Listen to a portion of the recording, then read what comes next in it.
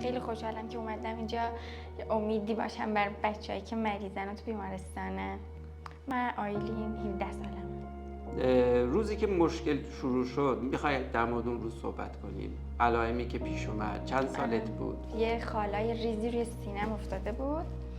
بعد هی رفتم به مدیر گفتم که اینجوری شده، معاون و ناظم و فلان گفتن که چیزی نیست، عرق کردی از اونه. درمان که شروع شد موهات ریخت، درسته؟ برای دختر قرتی که اون موقع 10 سالش بود خیلی چیز سختی بود. زندگی همون زندگی قبلیه، هیچ فرقی نمیکنه، فقط تو قوی‌تر و اعتقادت به خودت خیلی بیشتر میشه. هر دختری عاشق آلوچه است، هر دختر عاشق توت فرنگی. 2 سال کامل من اینا رو نخوردم. با درمان باید شروع میشد.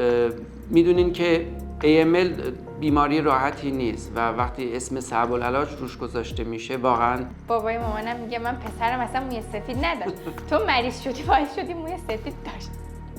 همیشه میگه اینه. هر آرزوی یه خانواده ایرانیه که بچه‌ش تتو نداشته باشه دیگه، ولی ما تو خانواده‌مون گفتم که بابا من دیگه این مریضی رو گذروندم، اینقدر قوی بودم من باید این تتو رو بزنم. قوی بودم.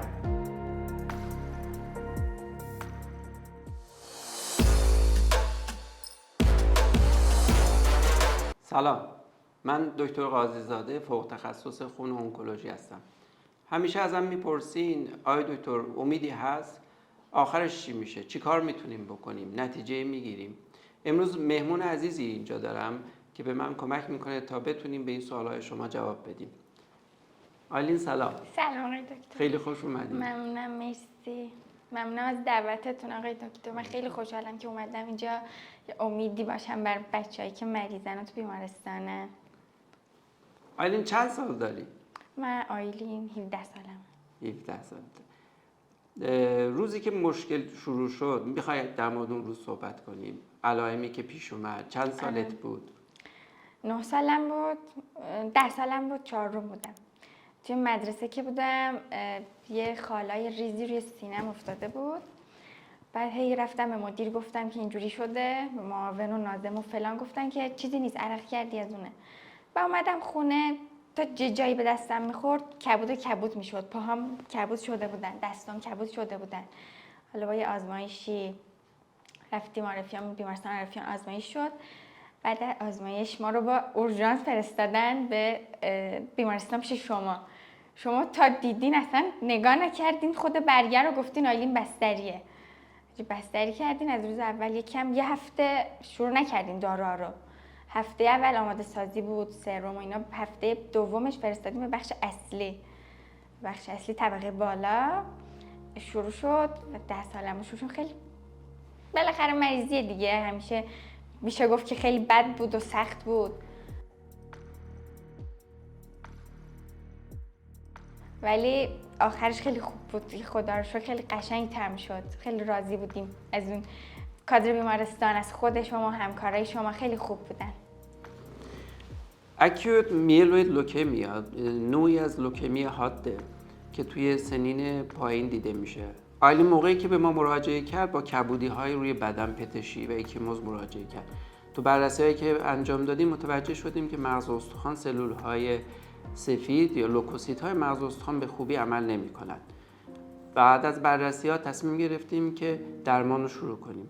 روزای خیلی خوبی نبود، ولی الان می‌بینم که خوشبختانه تونستیم به نتایج خیلی خوبی برسیم. AML اگه درمان نشه متاسفانه نتایج خیلی بدی داره، ولی امروز آیلین نشون داد که میشه AML رو هم درمان کرد و خواستن توانستن. Another chat in the house is that you walk me in Another chat in the house is that you walk me in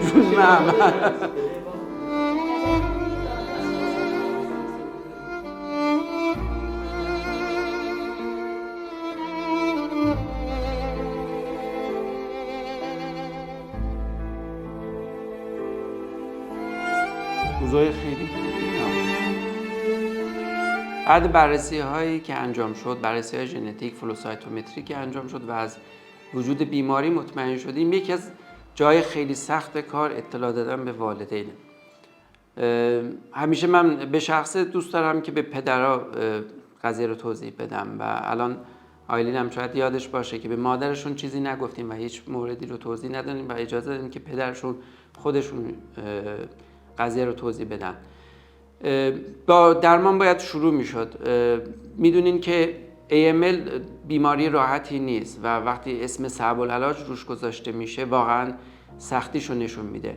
AML مغز استخوان رو تسخیر میکنه و بعد اون شروع میکنه غدد لنفاوی، طحال، همه ارگانهای بدن رو میتونه تهاجم کنه و اگه کنترل نشه و یا اگه دیر ما تشخیص بدیم و دیر درمان رو شروع کنیم عوارض خیلی بدی میتونه داشته باشه. دوران شیمی درمانی دوران خیلی سختیه. بستری‌های متعددی صورت میگیره. عوارض شیمی درمانی همیشه جز مشکلات اصلی ما بوده. یکی از بزرگترین عوارض ما عفونت‌هایی که بچه‌ها بعد شیمی درمانی دچارش میشن. کنترل کردن این عفونت‌ها کار سختیه و گاهن مدت‌ها بچه‌ها مجبورن که توی بیمارستان بستری باشن و با آنتیبیوتیک‌ها و داروهای مختلف درمان بشن. ما مجبوریم در این حال که سعی میکنیم شیمی درمانی و درمان اصلی بیماری رو جلو ببریم مجبوریم که عفونت رو و بقیه عوارض رو هم کنترل کنیم. خانواده‌ها نقش خیلی مهمی توی روند درمان دارن. اونا همیشه به ما کمک میکنن. اگه خانواده‌ای نتونه در زمینه کنترل بیماری ادامه کنترل عفونت‌ها به ما کمک کنه حتما درمان اونجوری که دوست داریم پیش نمیره. همیشه خانواده ها به عنوان یار کنار ما بودن، همیشه ما رو کمک کردن. AML بیماری خیلی سختیه، بعد ممکنه مغز رو درگیر کنه، ممکنه طحال رو درگیر کنه، ممکنه کبد رو درگیر کنه. مهمترین نکته توی AML تشخیص زود هنگام و درمان سریع بیماریه و اگه بتونیم ما زود مریض رو تشخیص بدیم و درمان رو سریع شروع کنیم حتما نتایج خوبی رو هم خواهیم گرفت. چند سال الان قطع درمان شدی؟ الان 5 ساله که قطع درمان شدم. یعنی هیچ دارویی استفاده نه نمی‌کنی؟ هیچ دارویی 5 سال استفاده نمی‌کنم. هیچ آزمایشی نمیدی؟ نه چرا آزمایشی که میام بله. هر 6 ماه یک بار. هر 6 ماه یک بار؟ بله. فقط یه آزمایش میدی؟ آزمایش. بعد قطع درمان مشکلی داشتی؟ نه نداشتم آقای دکتر. و اگه این مشکل کوچیکی هم پیش میومد حتما به خود شما اطلاع میدادیم اینو. یه سوال میتونم بپرسم؟ بله آقای دکتر. درمان که شروع شد موهات ریخت درسته؟ بله. خب الان از موهات راضی؟ برای دختر قرتی که اون موقع 10 سالش بود خیلی چیز سختی بود ریختن موها. حتی شما از طرف بیمارستان برای من مشاور فرستادین که در مورد موهام صحبت کنم، هم هر روز میومدن. بذار سخت بود ولی بعدش که در اومد آره الان خیلی راضیم از موهام. حتی من بعد ریختن موهام که بعدش در اومد یه فر داره موهام، یه دونه است. نمیدونم چرا دیگه اون یه فره هست، هر بارم صاف میکنم نمیرسم اون یه فره هستش. از روزهای بستری بهمون بگو، خاطره ای اگه داری از روزهایی که اونجا بودی بستری؟ یه بیماری بود، خاطره خوب 100% هست ولی بیشترش خاطره بده. خاطره خوب روز تولد، روزای خاصی بودن که از بیمارستان امید مؤسسه محک می اومدن با همون حرف می زدن، کلی کادو، تشویقات، جشن برگزار می شد برامون. روزای خوبی داشتیم. یه جوری بود که حتی من که 10 سالم بود خیلی خودم کوچیک‌تر میدونستم، اصلا به فکر این نبودم که مریضم. همش فکر شادی و اینجور بود چیزا بودم تو بیمارستان. روزای خوبم اینا بودن، روزای بد بودن ولی بودن. یه پرستاری داشتیم هفته اول چیزش بود، اومده بود به این بخشه، زیاد اطلاع نداشت. پلاکت من که توی یه ساعت میرفت یه روبه پلاکتم رفت شد. بعد من کل بدنم باد کرد و فلان. 2 روز موندم CCU. حساسیت آره حساسیت نشون داد ولی اون خانومه رو منتقل کردن یه بخش دیگه. یکی از خاطرات بدم این بود.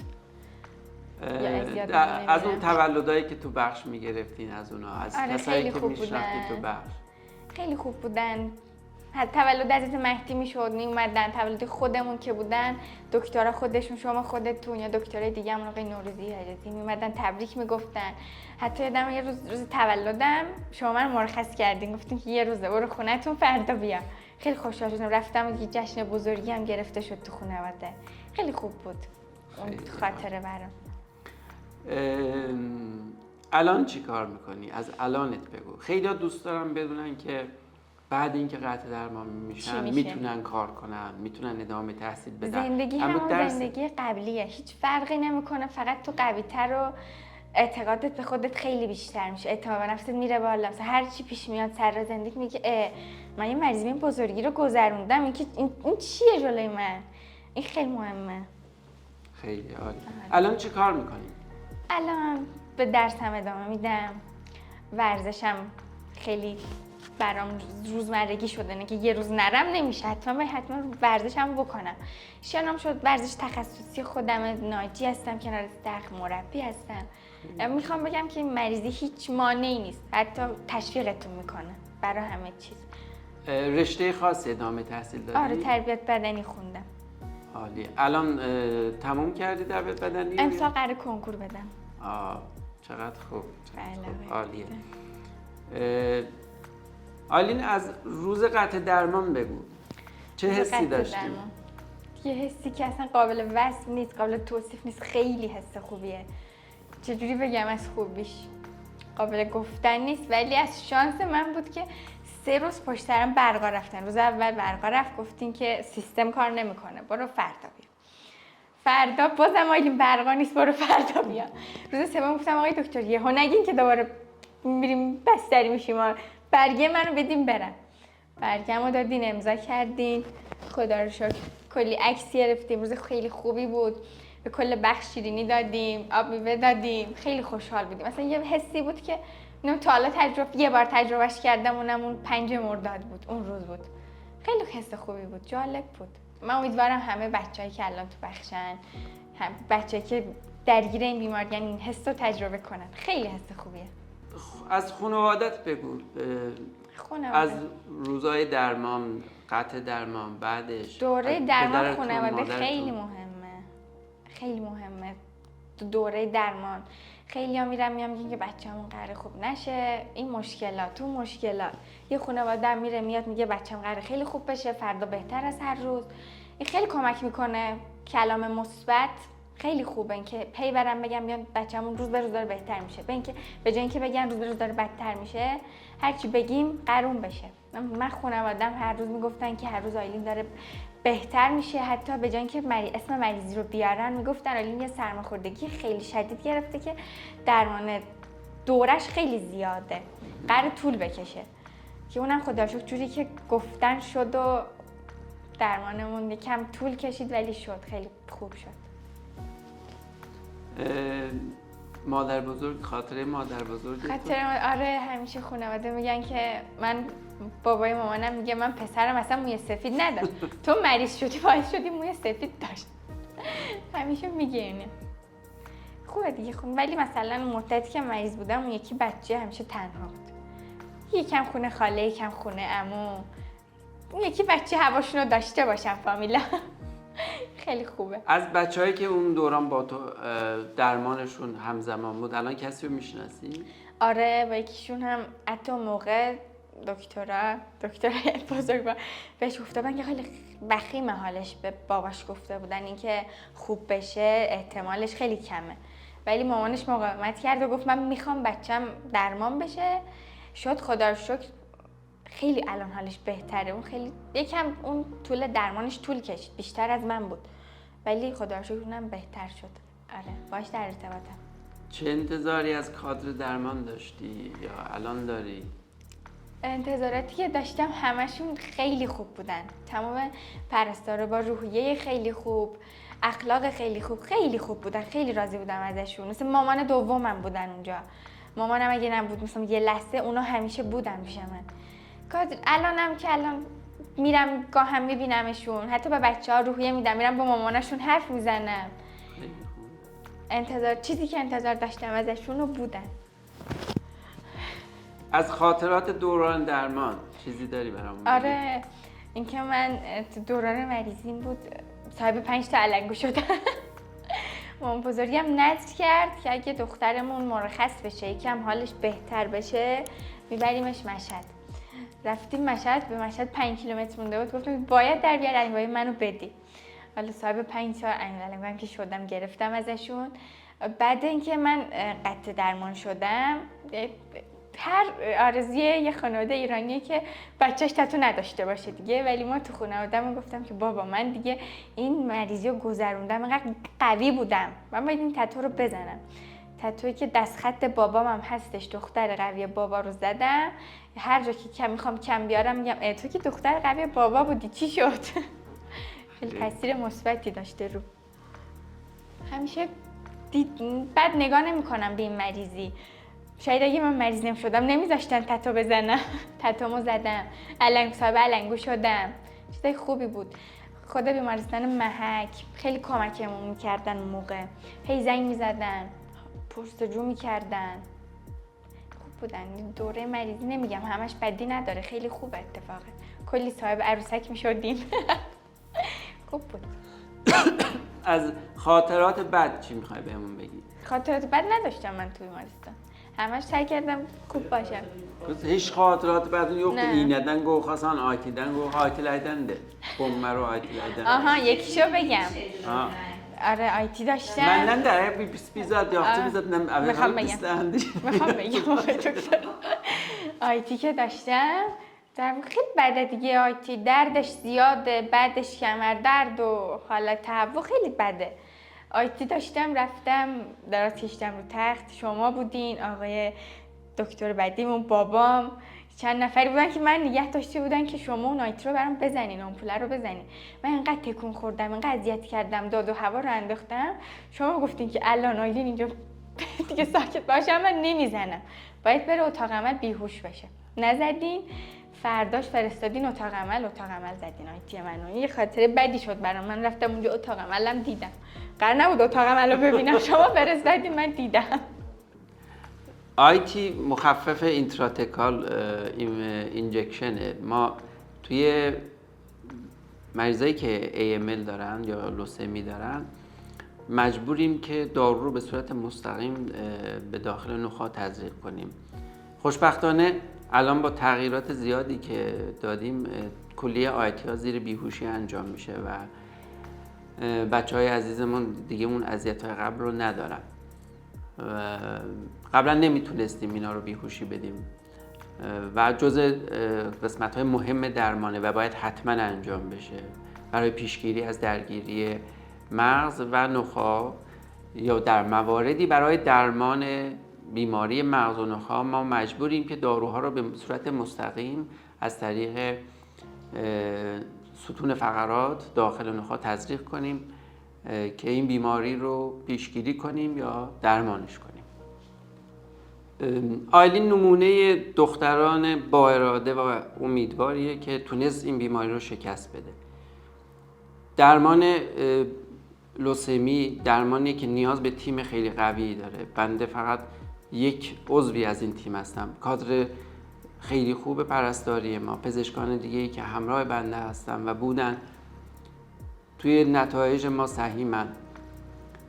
امیدوارم که صحبت کردم با این عزیزان، با آیلین و آیلین‌های دیگه‌ای که تونستن این بیماری رو شکست بدن، جرقه امیدی باشه واسه خانواده‌ای که جدیداً دچار این مشکل شدن. خانواده قسمت اعظم این پروسه درمانه و خانواده رکن درمان از نظر ما و تنها کسایی هستن که میتونن تو این راه ما رو کمک کنن. آیلین خیلی ممنون تشریف آوردی. خیلی خواهش میکنم آقای دکتر، من خیلی خوشحال شدم که من دعوت کردیم بیام اینجا امیدی باشم برای بقیه. منم چند کلمه واسه بیمارامون دارم، اینکه همیشه خود کلامی مثبت خیلی تاثیر داره. اینکه چیزایی که به دکتر میگه رو گوش کنید. واقعا من خودم اینجوری بودم که هر چی دکتر میگفت تاثیر خیلی خوبی داشت برام. دکتر میگفت نخور، نمیخوردم. من خودم یه آدمی بودم که هر دختری عاشق آلوچه است، هر دختر عاشق توت فرنگی. 2 سال کامل من اینا رو نخوردم. به حرفاتون گوش دادم که به اینجا رسیدم دیگه. من خیلی ممنونم ازتون آقای دکتر، شما یه خیلی دکتر بزرگوار لازم برای این شهرین. خیلی خوشحالم از بودنتون، ممنونم از دعوتتونم. خیلی خوشحال شدم. من خیلی خوشحال شدم آقای دکتر.